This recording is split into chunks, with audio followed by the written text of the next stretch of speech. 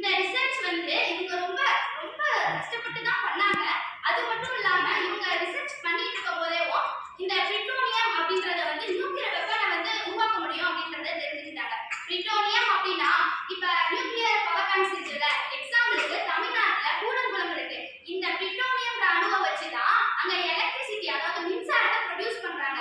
இந்த பிரிட்டோனியத்தை வச்சு ஒரு எலக்ட்ரிசிட்டியும் ப்ரொடியூஸ் பண்ண முடியும், அதே மாதிரி நியூக்ளியர் வெப்பனையும் நம்மளால உருவாக்க முடியும். இந்த பிரிட்டோனியத்தை வச்சு அவங்க ரிசர்ச் ஸ்டார்ட் பண்ணி அதுக்கான ஒரு அவுட்புட்டையும் கொண்டு வந்துட்டாங்க. 1966 அப்ப பிரைம் மினிஸ்டர் யார் இருந்தாங்க அப்படின்னா இந்திரா காந்தி அவங்க தான் இருந்தாங்க. அவங்க கிட்ட போய் இதை சப்மிட் பண்ணாங்க. அவங்களும் ஓகே எல்லாம் பெர்ஃபெக்ட்டா இருக்கு, இதை நம்ம எக்ஸிக்யூட் பண்ணலாம் அப்படின்னு அவங்களும் ஓகேன்ட்டாங்க. அப்ப அந்த டீமுக்கு யார் தலைமை தாங்கினாங்க அப்படின்னா ராஜா ரமணா அப்படின்ற